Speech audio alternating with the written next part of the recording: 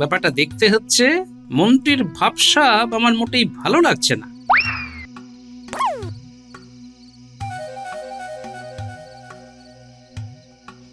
ঠিক ধরেছি, মন্ত্রী এমন ভাবে যাচ্ছে যেন সে চাইছে না যে তাকে কেউ অনুসরণ করবে। কি আশ্চর্য, মন্ত্রী ওই জঙ্গলের দিকে যাচ্ছে কেন? বটা ঘটা, বাইরে আয়, এখানে কেউ নেই এখন, আয়। সাহস দেখো, বলে কিনা কেউ নেই। ওরে, আমি আছি মন্ত্রী, কিন্তু আমাকে তুমি দেখতে পাচ্ছ না। তাহলে তুমি এসেছো দুটো চোরের কাছে? তখন জানিয়ে দেবেন। ও আচ্ছা আচ্ছা, বেশ বেশ, তুমি এখন বিশ্রাম নাও, আর নবাবকে আমার শ্রদ্ধা জানিও। মার্জনা করবেন মহারাজ, আমাকে এক্ষুনি মুর্শিদাবাদে ফিরে যেতে হবে। ও তাই বুঝি, বেশ, নবাবই চাইছে। তুমি এখন তাহলে দিন থাকতে থাকতেই রওনা দিয়ে দাও। যথা আজ্ঞা মহারাজ।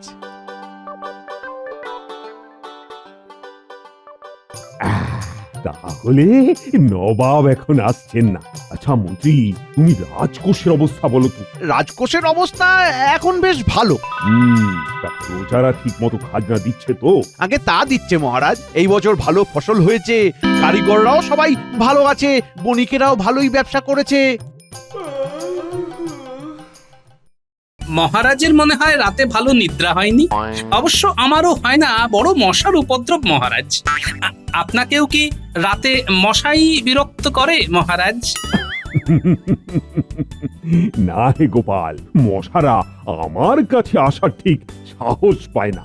আসলে মাথা ঘামানোর মতো কাজ না থাকলে ঘুম পায় বটে, যদিও সেটি খুব ভালো লক্ষণ নয় বলেই আমার মনে হয়। তাহলে মহারাজ, আমাদের কর্মসূচি দাঁড়ালো যে কিচ্ছু না, সব যখন ঠিকঠাক চলছে তখন আমি ভাবছি একবার ভ্রমণে যাব পাহাড়ে, সাথে তোমাদের রানীমাও থাকবেন। একদম ঠিক বলেছেন মহারাজ, এটা আমারও মনের কথা। আপনি আপনি কোথাও ঘুরে আসুন। মন্ত্রী মশাইয়ের উৎসাহ যেন একটু বেশি। মনে হয় মহারাজ না থাকলেও খুব খুশি হয়। কিন্তু মহারাজ, সে তো অনেক দিনের ব্যাপার। মানে আপনার ফিরে আসতে আসতে 2 মাস তো হবেই কমপক্ষে। মাত্র 2 মাস? আমি তো ভাবলাম 6 মাস। 6 মাস মহারাজ অনুপস্থিত থাকলে রাজ্য রসাতলে যাবে। তাছাড়া এটাও আমার প্রশ্ন, এই 2 মাসে রাজ্য চলবে কি করে মহারাজ? গোপাল গোপাল, তুমি বেশি প্রশ্ন করছো। রাজ্য কিভাবে চলবে সেটা মহারাজই বলে যাবেন। জ্যোতিষী, তুমি বলো তো, আমার এই সময় ভ্রমণে কোনো সমস্যা আছে কিনা? মহারাজ, যদি সাগরে যেতেন তাহলে বিপদ ছিল, কিন্তু আমার গণনায় আপনার পাহাড়ে যেতে কোনো বাধা নেই। মহারাজ, আপনি চিন্তা করবেন না, আমি তো আছি, আর আপনার সাথে লোক লস্কর সৈন্য সবাই থাকবে। মন্ত্রী বড়ই উৎসাহী দেখছি, কিন্তু মহারাজ আমার মনে হয় এক্ষুনি আপনার যাওয়া ঠিক হবে না। কিছুদিন ধৈর্য ধরে যান মহারাজ। আশ্চর্য, গোপাল, তুমি কি মহারাজের যাত্রা পণ্ড করতে চাও নাকি? আসলে গোপাল তো আমাকে বড়ই ভালোবাসে, তাই চিন্তায় পড়ে যাচ্ছে। কিন্তু তুমি রাজ জ্যোতিষীর কথা শুনলে তো গোপাল, আমার কোনো ভয় নেই। আর এখন রাজ্যে সবকিছু শান্তিপূর্ণ ভাবেই হবে, আর আমার অনুপস্থিতিতে মন্ত্রী তোমাকেই কিন্তু রাজ্য সামলাতে হবে। বিলক্ষণ মহারাজ, বিলক্ষণ। আপনি নিশ্চিন্তে যাত্রা করুন। না মহারাজ, আপনাকে কয়েকটা দিন থাকতেই হবে। হয়তো এমন কিছু ঘটবে যেখানে যেখানে আপনার থাকাটা ভীষণ দরকার মহারাজ। গোপাল গোপাল, তুমি বড় কথায় কথায় মহারাজের যাত্রার বিঘ্ন ঘটাচ্ছ। আচ্ছা আচ্ছা আচ্ছা, তোমার কথাই মেনে নেব গোপাল। আমি আরো 7 দিন অপেক্ষা করছি। এই 7 দিনে যদি এমন কিছু না ঘটে, মানে যেখানে আমার থাকা খুব জরুরি, তাহলে কিন্তু নিশ্চিন্ত ভাবেই আমি পাহাড়ের জন্য যাত্রা শুরু করব। আজ্ঞে মহারাজ। আবার 7 দিন কেন মহারাজ? মন যখন চাইছে তখন কালকেই কোনো ভালো সময় দেখে। না মন্ত্রী, না, এক গোপালের কথাই থাক, আমি বরং 7 দিন আরো দেখি। মন্ত্রী মহারাজ আমার অনুরোধ কখনোই একেবারে ফেলে দেন না।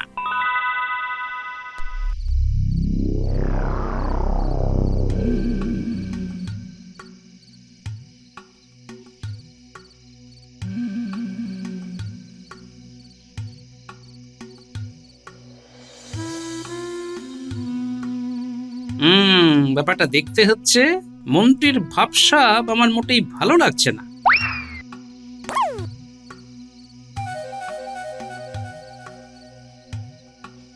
ঠিক ধরেছি, মন্ত্রী এমন ভাবে যাচ্ছে যেন সে চাইছে না যে তাকে কেউ অনুসরণ করবে। কি আশ্চর্য, মন্ত্রী ওই জঙ্গলের দিকে যাচ্ছে কেন? বটা ঘটা, বাইরে আয়, এখানে কেউ নেই এখন, আয়। সাহস দেখো, বলে কিনা কেউ নেই। ওরে আমি আছি মন্ত্রী, কিন্তু আমাকে তুমি দেখতে পাচ্ছ না। তাহলে তুমি এসেছো দুটো চোরের কাছে, হ্যাঁ? তুই একা? ঘটা কই? ও একটু দূরে গেছে কিছু কাজ নিয়ে, কদিন পরে ফিরবে। উফ, কতবার বলেছি না আমাকে না জানিয়ে তোরা কোথাও যাবি না। কি হয়েছে মন্ত্রী মশাই? হয়েছে অনেক কিছু, অনেক কিছু, আর হবেও অনেক কিছু। ঠিক বুঝলাম না তো মন্ত্রী মশাই। আমি যেটা বলছি মন দিয়ে শোন। মহারাজ ভ্রমণে যাবে রানীকে নিয়ে, কালকেই চলে যেত, কিন্তু ওই শয়তান গোপাল ভেস্তে দিয়েছে। রাজা আর রানী যাবে দিন 7 পরে। আচ্ছা, কিন্তু তুই সবাইকে বলে দিবি এখন এই 7 দিনে কোনো চুরি ডাকাতি করে যেন গোলমাল না পাকায়, তাহলে রাজা কিন্তু আর যাবে না, এখানেই থেকে যাবে। আচ্ছা বেশ, কিন্তু আমাদের দিন চলবে কি করে মন্ত্রী মশাই? তোর একটা বড় কাজ আছে, তুই কাপালিক সেজে শ্মশানে বসবি। সেখানে যারা মরা পোড়াতে আসবে তাদের সবাইকে বলতে থাকবি রাজ্যে ঘোর দুর্দিন আসছে, রাজা রানী কেউ থাকবে না, মন্ত্রী, একমাত্র মন্ত্রী সবাইকে বাঁচাতে পারে। কিন্তু একথা কেউ বিশ্বাস করবে? প্রথমে করবে না, কিন্তু যখন দেখবে রাজা রানী ভ্রমণে চলে গেছে তখন করতে থাকবে। কিন্তু মহারাজ তো ফিরেও আসবে। না রে না, মহারাজ না থাকলে আমি নিজেকে রাজা ঘোষণা করে সিংহাসনে বসবো, বুঝলি? আর তুই থাকবি মন্ত্রী। বলেন কি সত্যি? আরে মহারাজ ফিরে আসতে থাকলে তাকেই কৃষ্ণনগরে ঢুকতেই দেব না, একেবারে তাড়িয়ে দেব। প্রণাম মহারাজ, আমি তাহলে এই রাজ্যের পরের মন্ত্রী। ওই গোপালকে তাড়াবো, আর ঘটাও বিশেষ সম্মানের জায়গায় থাকবে। কিন্তু এখন যেটা বললাম সেটাই কর, আজ রাতেই চলে যা, কাপালিক সেজে শ্মশানে বসে পড়, আমি যাই, কেমন? এই তাহলে মন্ত্রী ভাবছে মহারাজকে নাকি ঢুকতেই দেবে না। আমিও গোপাল ভাঁড়, দেখি কত ধানে কত চাল।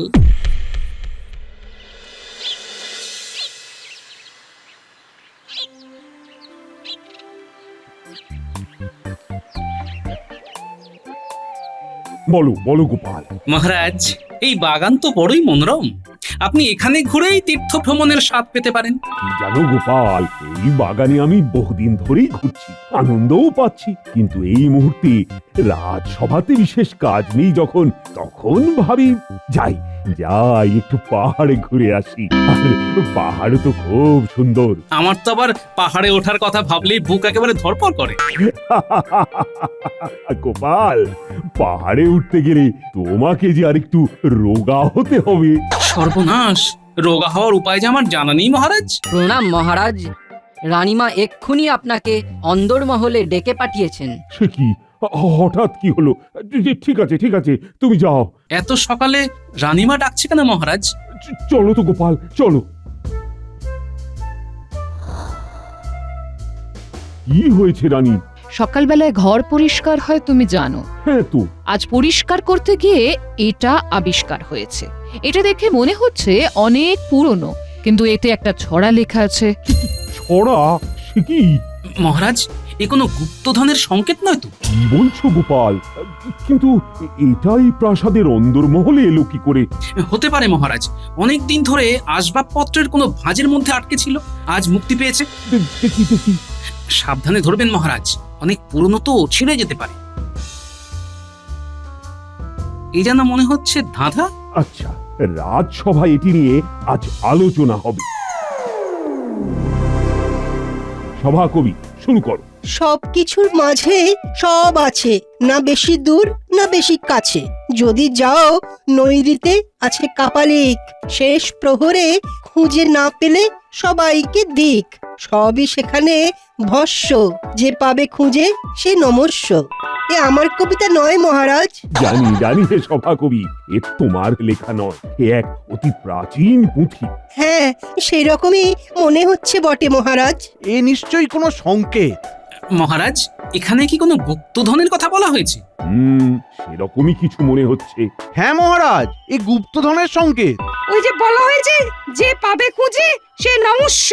তার মানে কি কোনো মহান কেউ খুঁজে পাবে? তুমি পেতে পারো গোপাল, কারণ তুমি তো নিজেকে মহান মনে করো। কিন্তু এই ছড়ার ব্যাখ্যা করতে হবে তো, তাহলেই তো বোঝা যাবে। এ হচ্ছে গুপ্তধনের গুপ্ত সংকেত। মহারাজ, আমরা সবাই মিলে যদি চেষ্টা করি তাহলে এই ছড়ার ব্যাখ্যা হয়তো খুঁজে বার করা যাবে। কিন্তু মহারাজ, এটি একটি সাংঘাতিক ঘটনা। তা অবশ্য বটে। বিশেষ করে এটি যখন রাজবাড়ির মধ্যে থেকেই পাওয়া গেছে, তখন আমরা ভাবতেই পারি যে গুপ্তধন হয়তো এই রাজবাড়ির মধ্যেই আছে। মহারাজ, মহারাজ যদি আপনি অনুমতি দেন তাহলে আমরা রাজবাড়ির চারিদিকটা খুঁড়ে দেখতে পারি, হয়তো কোনো সুড়ঙ্গ। মন্ত্রী মশাই, আগে তো ছড়ার ব্যাখ্যা করা হোক। তুমি এসব পারবে না গোপাল, আমাকেই যা করার করতে হবে। মন্ত্রী মশাইয়ের মনে হচ্ছে গুপ্তধন খোঁজার ভীষণ তাড়া। কি বলতে চাইছো গোপাল? মহারাজ, গুপ্তধন থাকুক চাই না থাকুক, আমার অনুরোধ, এরকম অবস্থায় আপনি ভ্রমণে যাবেন না মহারাজ। আপনাকে এখানেই থাকতে হবে, আমাদের এটা ভীষণ বড় কাজ। হ্যাঁ হ্যাঁ, আমাকে তো থাকতেই হবে। আর তুমি বলেছিলে না, যদি কোনো বড় ঘটনা ঘটে তাহলে আমাকে থাকতে হবে। হ্যাঁ মহারাজ, এটা সত্যি বড় ঘটনাই বটে। আর তোমরা সবাই ভাবো, কাল রাজসভায় এই নিয়ে আলোচনা হবে।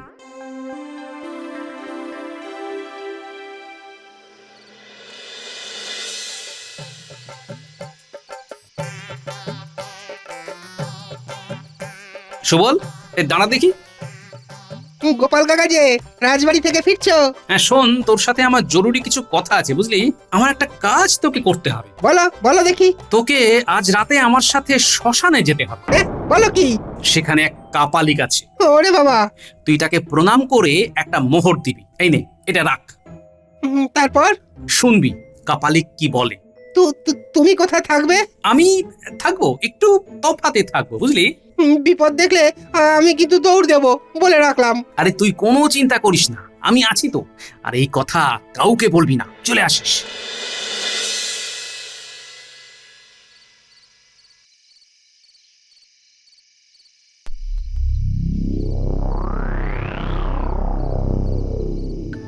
ওরে বাবা, ওকে দেখেই তো ভয় করছে।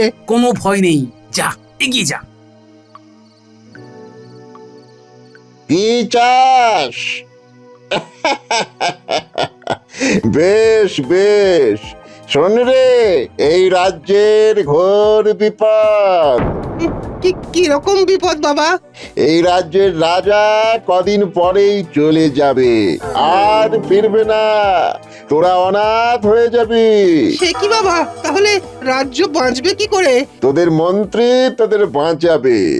রাজা চলে গেলে সে যা বলবে শুনবি, তাহলেই তোরা ভালোভাবে বেঁচে থাকবি, না হলে সব ধ্বংস হয়ে যাবে, বুঝলি? যা, যতজনকে চিনিস সবাইকে কানে কানে বলবি। যা। আচ্ছা বাবা। যা, চলে যা, যা যা যা। আমার যা জানার সব জানা হয়ে গেছে, এখন কাল রাজসভায় যা করার আমি করব।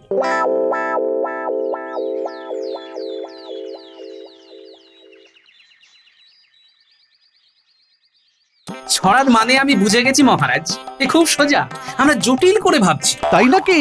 তা বলো শুনি। বলো বলো গোপাল। মহারাজ, ছড়ার প্রথম দুটি ছত্রে লেখা আছে সবকিছুর মাঝে সব আছে, না বেশি দূর না বেশি কাছে।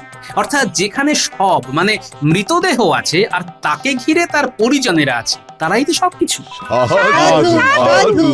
তার পরের ছত্রে বলা হয়েছে যদি যাও নৈরিতে আছে কাপালিক, শেষ প্রহরে খুঁজে না পেলে সবাইকে ঠিক। অর্থাৎ রাজবাড়ির নৈরিত কোণে যদি কিছু দূর যাওয়া যায় তাহলে আমরা পাবো শ্মশান।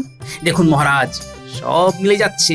শ্মশানে মৃতদেহ আছে, পরিজনেরা আছে, আর ছড়ার শেষ ছত্রে বলা হয়েছে সবই সেখানে ভস্য, যে পাবে খুঁজে সে নমস্য। অর্থাৎ চিতাভস্যর কথা বলা হয়েছে মহারাজ। কিন্তু কাপালিক? যদি শেষ রাতে আমরা সবাই শ্মশানে গিয়ে দেখি কোনো কাপালিক বসে আছে, তাহলে বুঝতে হবে এই হলো সেই কাপালিক। তাকে ধরে আমাদের প্রশ্ন করতে হবে। আমি গোপালের ব্যাখ্যার সাথে একেবারেই একমত নই মহারাজ। এইসব আষাঢ়ে কাহিনী গোপাল মনে মনে বানিয়েছে। আর শেষ রাতে যদি শ্মশানে কাপালিককে পাওয়া যায় তাহলে কি বলবেন মন্ত্রী মশাই? বেশ, তাহলে আজকে তোমরা সবাই যাবে শেষ রাতে শ্মশানে যদি কাপালিককে পাওয়া যায় তাহলে তাকে ধরে আনবে। আমি জানতে চাই কেন এই ছড়া, আর কে সেই কাপালিক।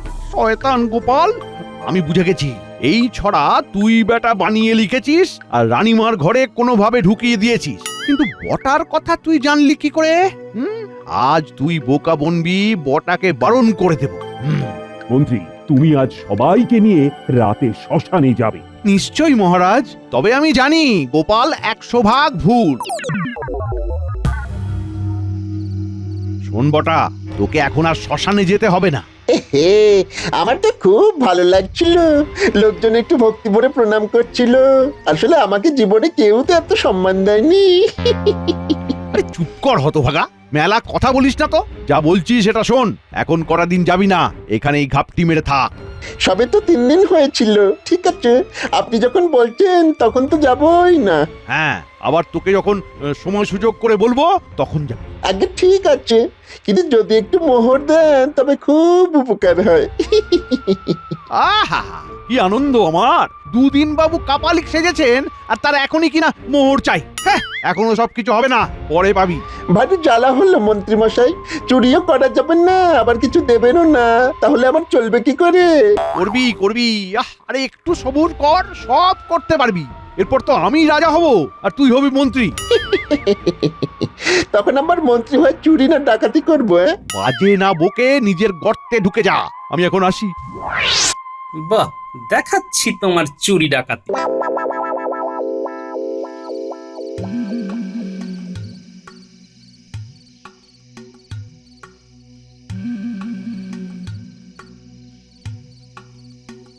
এই শেষ রাতে শুনেছি শ্মশানে প্রেত জাগ্রত হয়। খুব স্বাভাবিক, আমিও জানি। এখন মহারাজ বলেছেন যখন, তখন তো যেতেই হবে।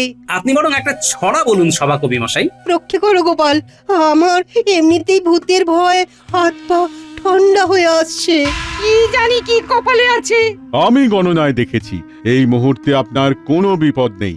আমি এইসব সামান্য জিনিসে ভয় পাই না, কিন্তু গোপাল, তোমার এইসব বাজে কথায় সময় নষ্ট হলো, এমনকি রাতের ঘুমও নষ্ট হলো। যদি কাপালিক বলে কিছু না থাকে তাহলে ওই চিতাভস্মই তোমার জায়গা হবে, এ আমি বলে রাখলাম।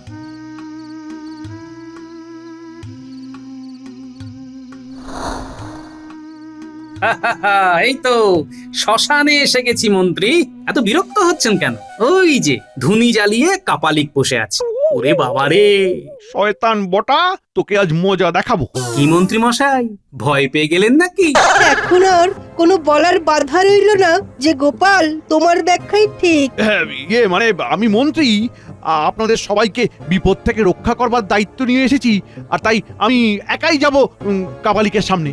আপনারা সবাই এখানে অপেক্ষা করুন। সেই ভালো, আপনি যান, সাথে পেয়াদা নিয়ে যান। এই কাপালিক সেই ছড়ার কাপালিক নাও তো হতে পারে। ওটা যদি 150 বছর আগের পুঁথি হয়, তাহলে কাপালিক কি 200 বছর ধরে এখানে বসে আছে? গোপাল যাই বলুক, এসে কাপালিক নয়। তাও আমাকে ব্যাপারটা দেখতে হচ্ছে। চলো চলো পেয়াদা, চলো।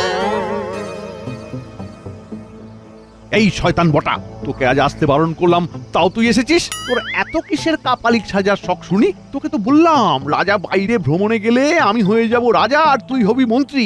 রাজাকে ঢুকতেই দেব না, সবাই তখন কাপালিকের কথাই বিশ্বাস করবে। যা যা, এখান থেকে উঠে চলে যা।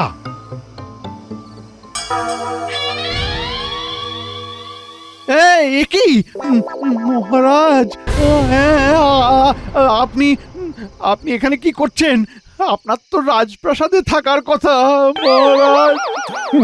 সেখানে থাকলে কি তোমার শয়তানি জানতে পারতাম? এ কি কাণ্ড, মহারাজ কাপালিক সেজে এখানে! কোনো মন্ত্রী, ঠিক ধরেছ তুমি, ছড়া গোপালেরই লেখা। গোপাল তোমার ফন্দি সব জেনে এরকম একটা ছড়া লিখেছিল, কারণ আমি যাতে ভ্রমণে না চলে যাই। গোপাল আর রানী পরামর্শ করে এই পুঁথি তৈরি করে। কোনো ব্যাপার না মহারাজ, শাল পাতা তাওয়ার উপর রেখে একবার গরম করেছি, আবার শুকিয়েছি, এইভাবে 5 বার করেছি। তখন ওই পাতা এত বিবর্ণ হয়ে যায় যে দেখে মনে হচ্ছিল যেন 150 বছরের পুরনো পাতা। গোপাল, গোপাল তোমাকে ভীষণভাবে ধন্যবাদ। আমি তোমাকে পুরস্কার দেব। তুমি মন্ত্রীর শয়তানি ধরে ফেলে গোটা রাজ্যকে আজ বাঁচিয়ে দিলে, আর এমন মন্ত্রীর স্থান হবে গারদে। গেছে মহারাজ, আর হবে না এমনটি কোনো দিনও না মহারাজ, ভুল হয়ে গেছে। দাদা, মন্ত্রীকে বেঁধে নিয়ে চল আর গারদে ঢোকাও। হায় হায় হায় হায়, এ কি হলো, এ কি হলো আমার? মোক্ষম চাল দিয়ে গোপাল, আর তোমার বুদ্ধিতে আজ কাপালি সাজলাম। মন্দ লাগছিল না বটে, বরং বরং বেশ উত্তেজনা লাগছিল। গোপালের বুদ্ধির মতো কোনো যন্ত্র আমি এখনো আবিষ্কার করতে পারলাম না।